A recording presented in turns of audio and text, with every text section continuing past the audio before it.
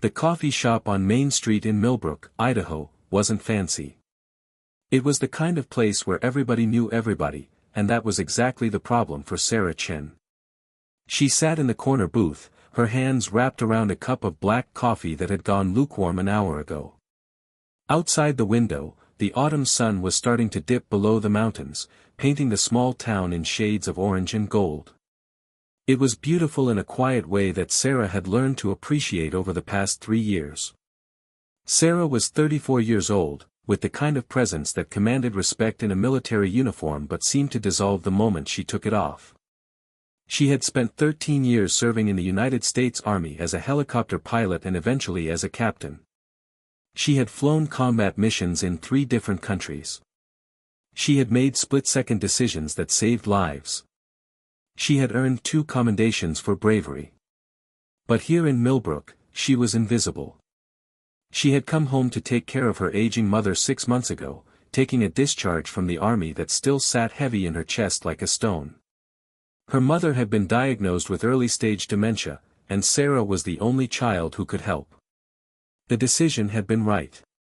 She knew that. But it had taken something from her that she was still trying to understand. The bell above the coffee shop door chimed, and Sarah didn't need to look up to know who had walked in. She recognized the laugh before she saw the faces. It was Jennifer Walsh, the woman who had been 2 grades ahead of Sarah in high school. With her were 3 other women in their mid to late 30s, all of them dressed in the kind of clothes that announced they had been shopping in Boise recently. Sarah had gone to Millbrook High School with these people, but they had not been her people. Back then, Sarah had been the quiet girl whose parents owned the corner market. While the other girls were cheerleaders and student council representatives, Sarah had been in the ROTC program, the military science club, reading books about aviation. She had been pointed but polite, confident but not in the way they understood. And when graduation came, she had left for basic training while they had all scattered to state colleges and business offices. 20 years later, Millbrook had changed and it hadn't. The downtown still looked almost exactly the same. The high school was in the same building. But many of the people had come back, and they had built lives here. They had opened businesses. They were on community committees. They were important in the way that small-town people understood importance. Jennifer and her friends settled into a larger booth across the coffee shop. Sarah kept her eyes on her coffee, but she could feel their eyes moving over her, taking her in. The moment of recognition spread across their faces like a ripple. "Oh my gosh, is that Sarah Chen?" Jennifer's voice was bright, the kind of bright that masked something else underneath. "I almost didn't recognize you with the short hair. You look so different." Sarah looked up and offered a small smile. "Hi, Jennifer. Good to see you." "You're back in town?" another woman asked. Her name was Michelle, Sarah thought. Or maybe Monica. "For how long?" "I'm not sure yet," Sarah said honestly. "I'm taking some time to help my mom." That was all the opening they needed. What started as polite conversation quickly shifted into something else. Jennifer and her friends began to talk, not exactly to Sarah, but loudly enough that she could hear every word. They talked about Michelle's son who was doing so well at a law school in Portland. They talked about Monica's daughter who had been crowned a regional beauty queen. They talked about a big real estate deal that Jennifer was closing. They talked about a charity event they were organizing, speaking in careful detail about the important people involved and the money being raised. And then Jennifer turned back to Sarah, her smile sweet as poison. "What about you, Sarah? What have you been up to all these years? We heard you were in the military or something." The "or something" hung in the air like a taunt. "I was a helicopter pilot in the army," Sarah said quietly. "For 13 years. A pilot?" Monica's eyebrows rose. "Like, flying commercial planes?" "Combat helicopters," Sarah said. She didn't elaborate. She had learned long ago that most people didn't understand military service. They either thought it was glamorous or they thought it was reckless. Neither was true, but explaining the truth took energy she didn't have tonight. "That must be so interesting," Jennifer said, in a way that made it clear she found it anything but interesting. "And now you're just back home? Helping your mom?" Sarah felt something tighten in her chest. "Yes. My mother needed help." "That's sweet," Michelle said, and there was a kindness in her voice that made it almost worse. "Family comes first, right? Even if it means putting your own life on hold. Even if it means giving up everything," Jennifer added, and she laughed. It was a small laugh, the kind you might not even notice, but Sarah noticed it. Sarah finished her coffee and gathered her things to leave. As she stood up, she caught her reflection in the window. She was wearing jeans and a plain blue sweater. Her hair, which had once been long and dark, was cut short now. It was practical. It was who she had become. But standing there in that coffee shop in Millbrook, Idaho, she wondered if maybe they were right. Maybe she had become nobody. She had left town to become something important, and now she was back to being nothing at all. The bell above the door chimed as she left. Behind her, she could hear Jennifer's voice rising again, filling the space with more stories about more important people doing more important things. The drive home took 15 minutes. Sarah's house was a small two-bedroom cottage on the edge of town, the house where she had grown up. Her mother was already asleep in the master bedroom, her breathing soft and even. Sarah checked on her like she did every night, making sure she had everything she needed. In her own bedroom, Sarah sat on the edge of the bed and allowed herself a moment of something that felt dangerously close to despair. She had made the right choice. She knew that. Her mother needed her. But what did that make Sarah? A good daughter. A dutiful woman. But not a pilot. Not a soldier. Not anyone important. She didn't know yet that in 3 days, everything would change. She didn't know that those women at the coffee shop had been planning something. They had created a little get-together, a reunion of sorts, where they were inviting all the successful people from Millbrook High School. The guest list was exclusive.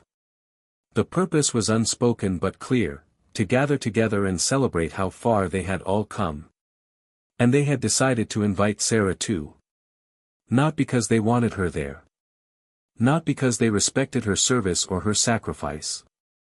But because she was perfect. She was the one who had left with big dreams and come back with nothing to show for it. She was the ideal comparison. She was the perfect nobody to remind them all of how much they had become somebody. The invitation arrived on a Tuesday morning, hand-delivered by Jennifer Walsh herself, who had brought it to Sarah's house while Sarah's mother was napping. It was printed on cream-colored cardstock, the kind that costs more money than it should. Gold lettering announced, an evening celebrating Millbrook's best and brightest, a class reunion celebration. Below that, in smaller letters, you are cordially invited to join your high school classmates for an evening of food, drinks, and reconnection. Let's celebrate how far we've come. The date was Friday night. The location was the community center, which had been recently renovated and decorated with the kind of taste that money and time could buy. Sarah read it 3 times, trying to understand what she was supposed to feel. "It's nice that they thought of you," her mother said when Sarah showed her the invitation that evening. Her mother was having a good day, one of the days when her mind was clear and her words came out in the right order. "You should go." "I don't think I belong there," Sarah said. Her mother, who had once been a strong woman in her own right, before the disease had started to take pieces of her away, reached out and took Sarah's hand. "You belong everywhere you choose to belong," she said firmly.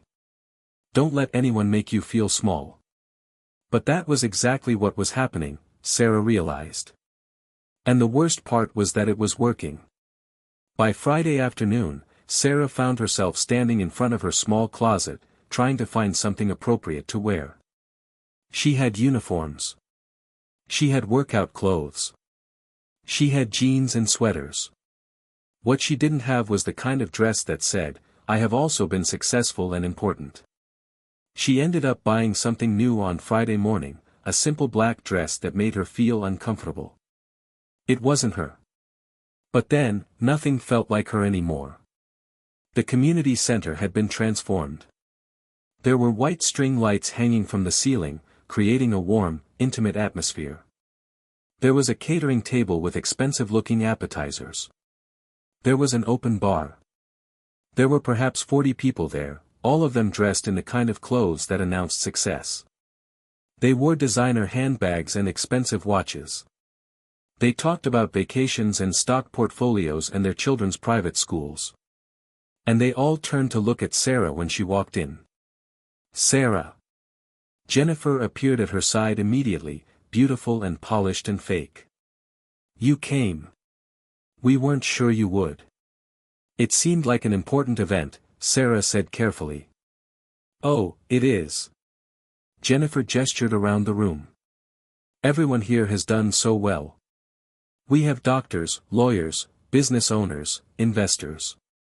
We have people working for Fortune 500 companies. It's incredible what our class has accomplished. As Jennifer dragged her around the room, Sarah was introduced to her classmates like they were collectible items. This was Tom, who had built a chain of urgent care clinics across 3 states. This was Rebecca, who had become a partner at a prestigious law firm. This was David, who had made his fortune in commercial real estate. On and on it went, an endless parade of impressive titles and impressive achievements. And then came the questions about Sarah. So you were in the military? Tom asked, in a way that suggested he was asking about a job at the post office. Yes.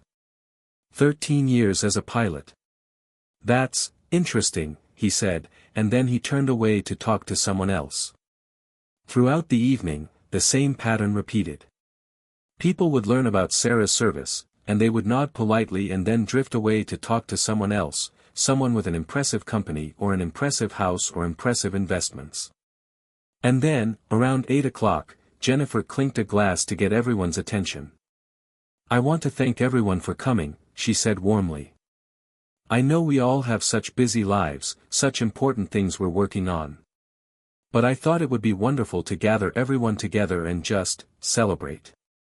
To remind each other how much we've all accomplished since we left Millbrook. A round of applause went through the room. I specifically wanted to include everyone from our graduating class who had really made something of themselves, Jennifer continued. Everyone who had really gone out into the world and become someone important. Sarah felt something cold settle in her stomach.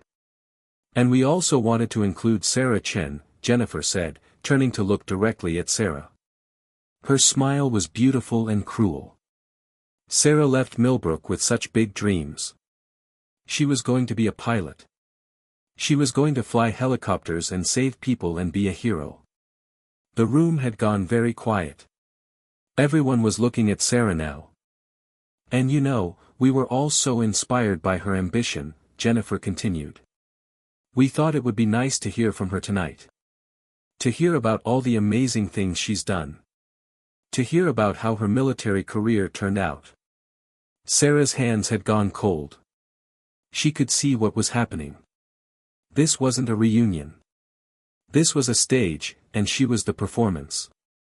Come on, Sarah, Jennifer said brightly. Tell everyone here about your impressive military career. Tell us all about the important things you've done. Tell us why you're such a hero. The room was silent. All those successful people, all those important people, were waiting to hear Sarah's story. But what they really wanted was to see her fail. They wanted to see her stumble over words. They wanted to see her admit that she had left this town with big dreams and come back with nothing. Sarah stood up slowly. Everyone was watching her. I was a helicopter pilot, she said quietly. Her voice didn't shake, but she could feel the tremor underneath. I flew combat missions in 3 different countries. I served with brave men and women. I made decisions that affected people's lives. She paused. The room was waiting.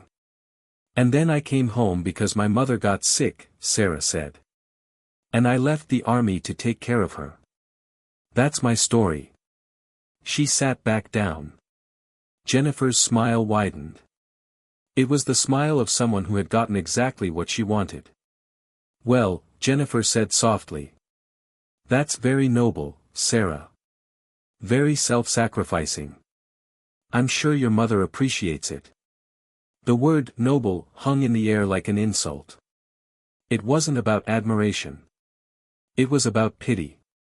It was about the idea that Sarah's life had become small enough to fit into that tiny word. The rest of the evening was agony. Sarah stayed for another hour, watching successful people celebrate their success, watching them laugh at inside jokes about corporate deals and stock options and vacation homes in places Sarah had never been. And she watched them look at her with that expression that was the worst of all, sympathy.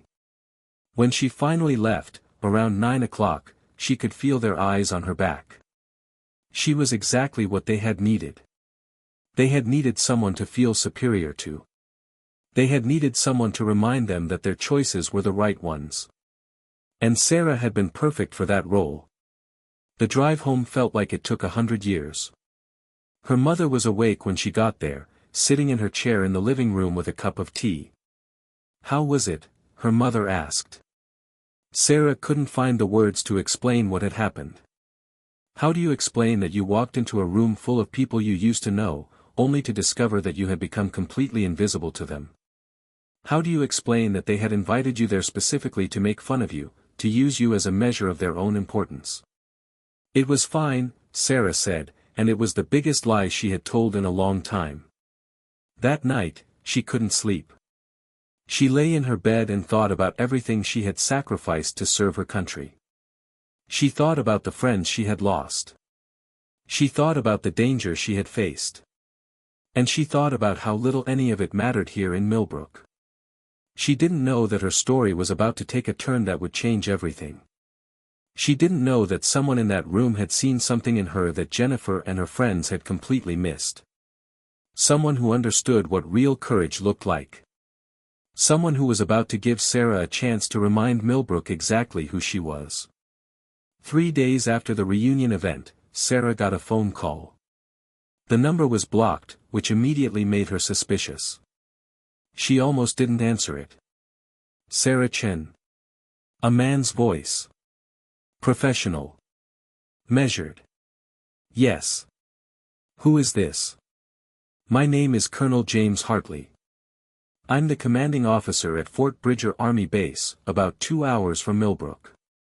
Sarah's heart immediately went into a different rhythm. Hearing from the military, hearing that formal voice again, it did something to her that she hadn't expected. I understand you took a discharge 6 months ago, the colonel continued. That's correct, sir. Personal reasons. Yes, I'm aware of your situation with your mother, he said, and Sarah realized that he knew more about her than she was comfortable with. I actually met your mother once, years ago, when she visited the base. Remarkable woman. Sarah didn't know what to say to that. The reason I'm calling is because we have a situation, the colonel said. A situation that has come to my attention through somewhat informal channels. I heard that there was an event in Millbrook on Friday evening. I heard that you were treated disrespectfully by your former classmates. Sarah felt her face flush. Who had told him? How did he know? I don't know what you're talking about, she said carefully. I think you do, he said. And I'm going to tell you why I'm calling. Despite your discharge, you are still on our reserve list. That means in certain circumstances, we can request your services. I'm making that request now. Sir, I can't leave my mother. Hear me out, he interrupted, not unkindly. We have a situation developing in the area. A situation that requires experienced helicopter pilots.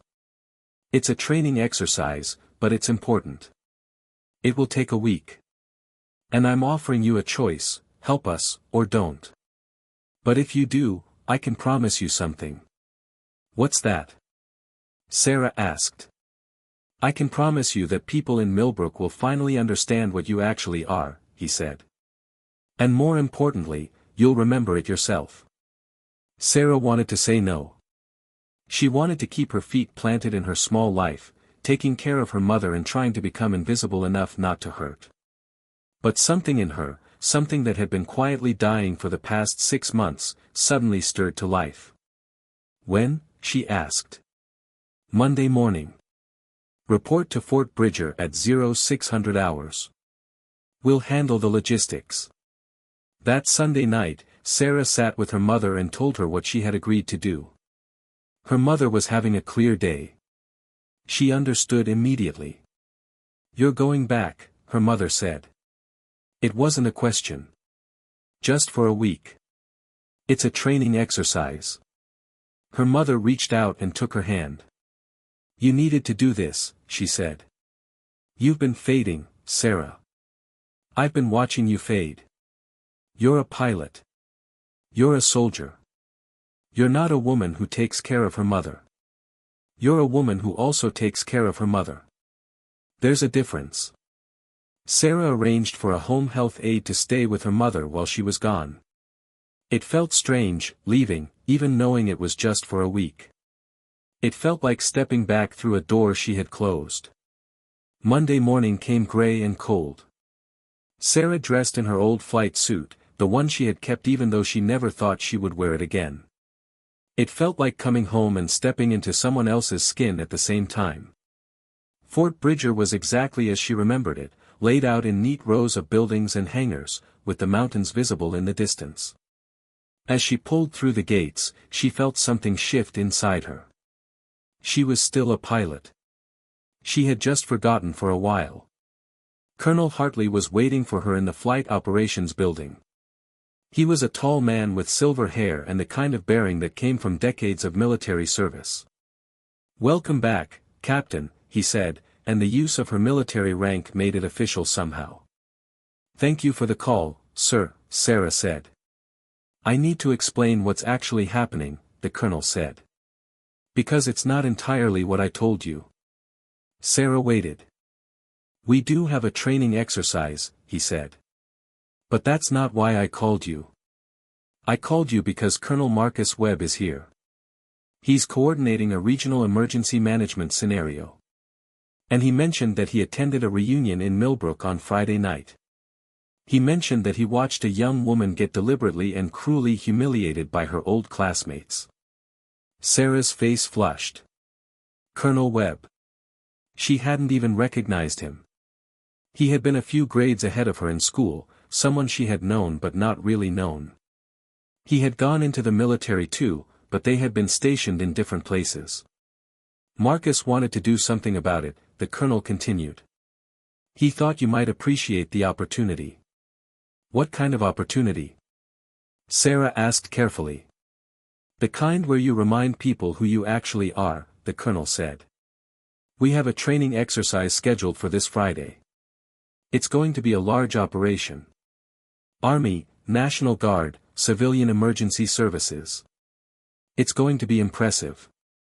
And it's going to be visible to anyone in the surrounding area who wants to watch. And you want me to fly in it. I want you to lead it, the colonel corrected.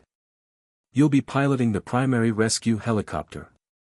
You'll be the first one in, the one everyone sees. You'll be the one saving lives, directing operations, being exactly what you were trained to be. Sarah understood then. This wasn't just about a training exercise. This was about giving her back something that had been taken from her. Not literally taken, but stolen away by the weight of guilt and duty and the terrible small-mindedness of small-town people. When does the exercise begin? She asked. Friday at 0800 hours, the colonel said. And the location? It's going to be conducted just outside of Millbrook. Very visible from the downtown area. The week leading up to Friday was a kind of fever dream. Sarah moved through the days with a clarity she hadn't felt in months. She went through refresher training on the Apache helicopter, which was more advanced than the machines she had flown before her discharge. She spent hours reviewing flight plans and emergency procedures. She worked with the team that had been assembled for the training exercise. And she tried not to think about what it would mean when people in Millbrook saw her again. On Wednesday, she called her mother. How are you doing? Her mother asked. I'm good, Mom. I'm really good, Sarah said, and she realized it was true. She was good. She was herself again. I'm leading a training exercise on Friday. It's going to be pretty visible from town. There was a pause on the other end of the line. Are they going to see you? Her mother asked. Yes, Sarah said. They're going to see me. Good, her mother said fiercely. Let them see you. Thursday night, Sarah went over the flight plans one more time. The exercise was designed to simulate a large-scale emergency. There would be a staged disaster scenario, a structural collapse with multiple casualties. The National Guard would set up ground operations. Emergency medical teams would coordinate response. And her Apache helicopter would provide air support, reconnaissance, and ultimately, rescue operations. It was designed to be impressive. It was designed to be visible. And it was designed to show exactly what Sarah Chen could do. Friday morning came clear and bright. The weather was perfect, which was both a blessing and a complication. Perfect weather meant everything would go exactly as planned. Perfect weather meant everyone in Millbrook who looked up at the right time would see. Sarah arrived at the Flight Operations Center at 0500 hours. The team was already assembling, ground crews, coordination officers, medics, and the other pilots who would be flying support. They were all professionals, all trained. Sarah walked among them feeling like she was stepping into a skin that had always been meant to fit her. Colonel Hartley was waiting in the flight briefing room. Ready? He asked. Yes, sir, Sarah said. Remember, Captain, he said. This is a training exercise. But it's also real. Those are real emergency responders down there. Real people who are going to be part of this scenario. You're going to be responsible for some of their lives. I understand, Sarah said.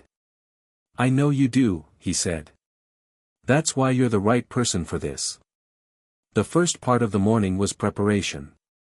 Sarah conducted her pre-flight check on the Apache, going through every system with the methodical care that came from years of training.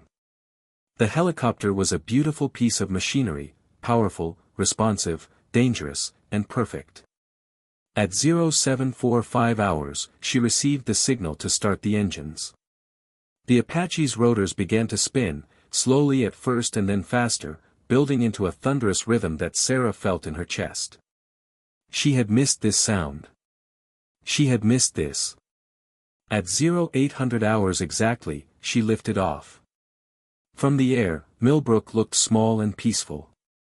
Sarah could see the main street, see the coffee shop where she had sat just days before feeling invisible. She could see the community center where the reunion had taken place. She could see her own house, a small cottage on the edge of town. And then she focused on the exercise. The scenario was unfolding exactly as planned. Down below, in a field just outside of town, the disaster was being set up. Rubble, marked casualties, smoke generators creating the illusion of a major incident. From the ground, it would look real. From above, it was clearly orchestrated. But to anyone watching from the town, all they would see was an Apache helicopter providing support to an emergency response. All they would see was something powerful and impressive and undeniably real. Sarah guided her helicopter through its paces. She provided reconnaissance, identifying priority areas for rescue. She coordinated with ground teams. She demonstrated the kind of skill and precision that came from thousands of hours of training and experience. And she knew that people were watching. She had made sure of that. She had flown low enough over the town that the sound of the Apache's rotors would draw attention. Not so low as to be dangerous or violate regulations, but low enough that anyone looking up would see her. For 2 hours, the exercise continued. Sarah directed operations. She demonstrated advanced flying techniques. She showed what a trained military pilot could do. And when it was over, when the exercise had been completed successfully with all objectives met, she guided the helicopter back to the base. As she set the helicopter down, she saw Colonel Hartley and Colonel Webb waiting for her. She shut down the engines, climbed out of the cockpit, and walked toward them. She was still in the flight suit, still covered in the evidence of the work she had just done. "Excellent flying, Captain," Colonel Webb said. His face was composed, but there was something in his eyes that looked like satisfaction. "Thank you, sir," Sarah said. "That was very impressive," Colonel Hartley said. "Your people down there are going to be talking about that exercise for weeks." The coordination was seamless. The flying was perfect. "You gave them exactly what we needed." "Happy to help, sir," Sarah said. But she knew that wasn't the most important part. The most important part was what had happened in Millbrook while she was flying. Sarah was discharged from the exercise late Friday afternoon. She drove directly back to Millbrook, not stopping, just pointing her car toward home and driving through the gathering darkness. Her mother was waiting for her when she arrived. "Did they see you?" her mother asked immediately. "I think so," Sarah said. "More than think," her mother said. She turned on the television to the local news station.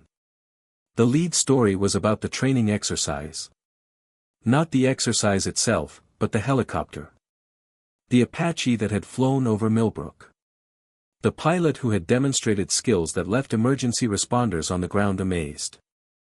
"Residents of Millbrook got an unexpected demonstration of military aviation today," the news anchor said, when an Apache helicopter conducted a training exercise just outside of town. According to emergency management officials, the pilot demonstrated exceptional skill in coordinating a large-scale response scenario. The exercise is believed to be part of regional preparedness training. And then the camera panned to footage of the Apache in flight, powerful and precise and absolutely undeniable. Sarah's phone started ringing around 7 o'clock that evening. The first call was from Jennifer Walsh. "Sarah?" Jennifer's voice was different now. There was an edge of uncertainty to it. "I saw on the news that you were flying that helicopter today." "Yes," Sarah said simply. "I didn't know you were still flying," Jennifer said. There was something almost apologetic in her tone. "I thought you had, I thought you had left that behind." "I did," Sarah said. "But it came looking for me." Jennifer didn't know what to say to that. The call ended quickly after that. Then came a call from Tom, the successful businessman with the urgent care clinics. "Sarah, I watched that exercise today," he said. "I had no idea that was you. I saw your name on the crew manifest on the local news site." "Sarah, that was incredible. What you did today was... I mean, I don't really have the background to understand all of it, but it was clearly incredible." "Thank you," Sarah said. By the next morning, she had received calls and messages from almost everyone who had been at the reunion. Their messages were all variations on the same theme: "We didn't know. We didn't understand. We misjudged you. It would have felt good if it wasn't so hollow." On Saturday morning, Sarah went to the coffee shop where she had felt invisible just a week before. This time, when she walked in, people noticed. They did more than notice. They stared. Some of them approached her with apologies. Some of them just watched her, re-evaluating her in light of what they had seen. Sarah ordered her coffee and sat in a booth, not the same corner booth, but a table by the window where people could see her. Jennifer came in an hour later. She was alone, which was unusual. She saw Sarah and hesitated, then walked over.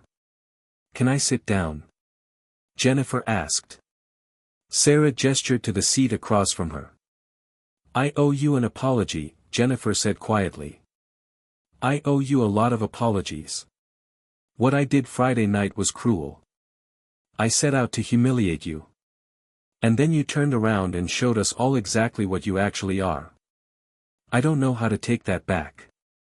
Sarah looked at this woman who had been trying to diminish her, and she felt something shift inside her. She didn't feel victorious. She didn't feel superior. What she felt was sad. Sad for what Jennifer was, and sad for all of them. I wasn't trying to prove anything to you, Sarah said.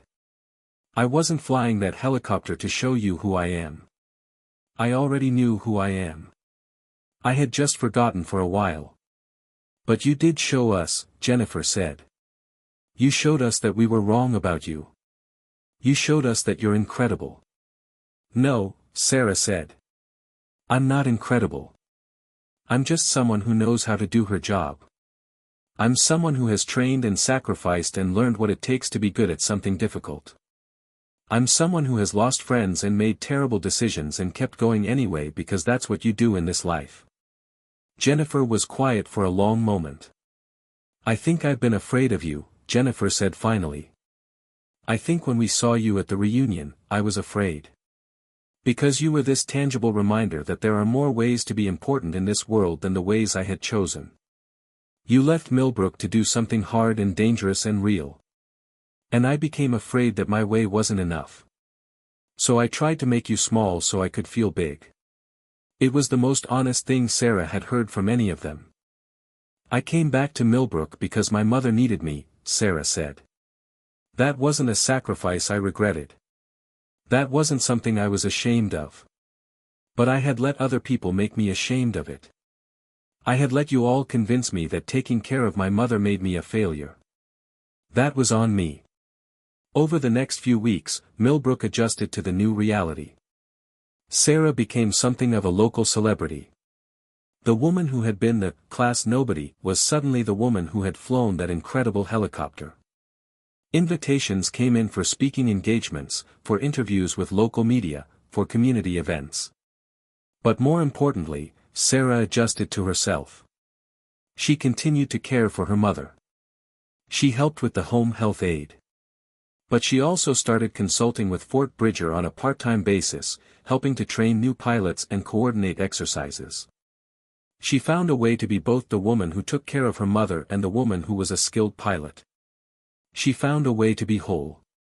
2 months after the training exercise, Sarah was back at the coffee shop, and Jennifer came in again. This time, she sat down without asking. I've been thinking about what you said, Jennifer began. About letting people make you feel small.